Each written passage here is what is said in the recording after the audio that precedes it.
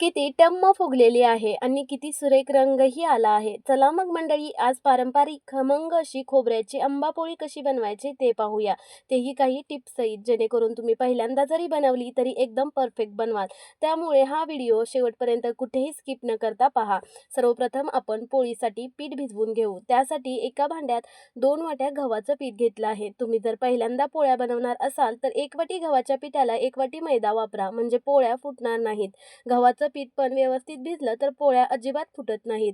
गव्हाच्या पिठात चवीनुसार मीठ, थोडीशी हळद घालून व्यवस्थित मिसळून घ्यायचं. तुम्ही जर पुरणपोळीत हळद वापरत नसाल तर नाही वापरली तरीही चालेल. हळद ऑप्शनल आहे. पिठात थोडं थोडं पाणी घालत मऊसूत पीठ मळून घ्यायचं. जसं आपण रेग्युलर पुरणपोळीसाठी मळतो त्याच पद्धतीने इथं पीठ मळून घ्यायचं. पीठ व्यवस्थित मळून झालं की चमचाभर तेल घालून चांगलं मऊ करून घ्यायचं. पोळ्या बनवताना सारण आणि पीठ जर व्यवस्थित बनलं ना तर पोळ्या बिघडायचा प्रश्नच येत नाही. हे पीठ व्यवस्थित भिजवण्यासाठी मी इथं ज्या वाटीने पीठ घेतलं होतं त्याच वाटीने पाऊण वाटी पाणी वापरलं आहे व 1 चमचा तेल वापरलं आहे. आता एखाद्या कपड्याने झाकून हे पीठ मुरण्यासाठी कमीत कमी 15 ते 20 मिनिटे बाजूला ठेवायचं. शक्य झालं तर 30 मिनिट भिजत ठेवलं तर बरंच झालं. आता पुरणपोळीची स्टफिंग म्हणजे पुरण बनवून घेऊ. त्यासाठी पॅनमध्ये 2 चमचे तूप घालायचं. मी इथं 1.5 नारळाचं खोबरं मिक्सरला फिरवून घेतलं आहे. पोळी बनवण्यासाठी शक्यतो खोबरं असं मिक्सरला फिरवूनच वापरा, जेणेकरून एकसारखं बारीक झालेलं असेल व पोळ्या फुटणार नाहीत. 2 मिनिट मंद आचेवर खोबरं भाजून घ्यायचं आहे, जेणेकरून त्यातील ओलसरपणा कमी होईल व पुरण जास्त पातळ होणार नाही.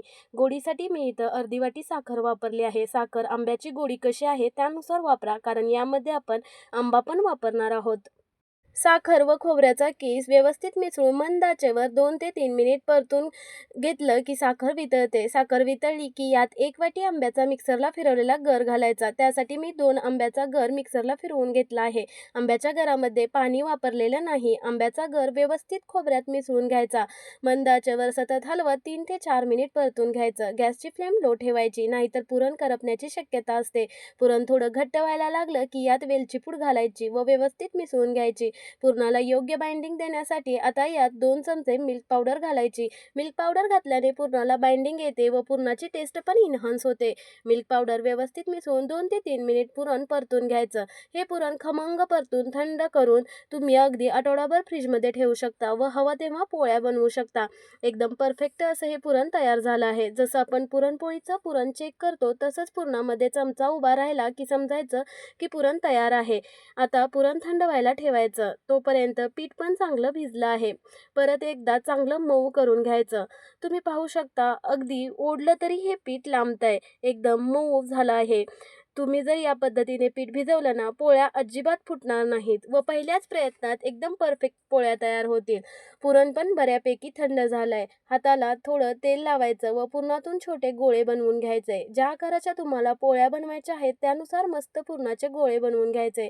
असं एकदम पुरणाचे गोळे बनवून घेतले की पोळ्या बनवायला सोपं पडतं. कारण हे पुरण आंब्यामुळे थोडं चिकट असतं, म्हणून मी इथं सर्व गोळे एकदमच बनवून घेतले आहेत. आता पिठाचा गोळा घ्यायचा. आपण पुरणाचा गोळा बनवला आहे त्यापेक्षा थोडा मोठाच गोळा घ्यायचा, कारण या पोळ्यांमध्ये सारण पुरणपोळीसारखं नाही भरता येत. थोडं कमीच सारण बसतं. जशी आपण मोदकाला पारी बनवतो तशी पारी बनवून घ्यायची. हाताला चिकटत असेल तर थोडं पीठ लावायचं.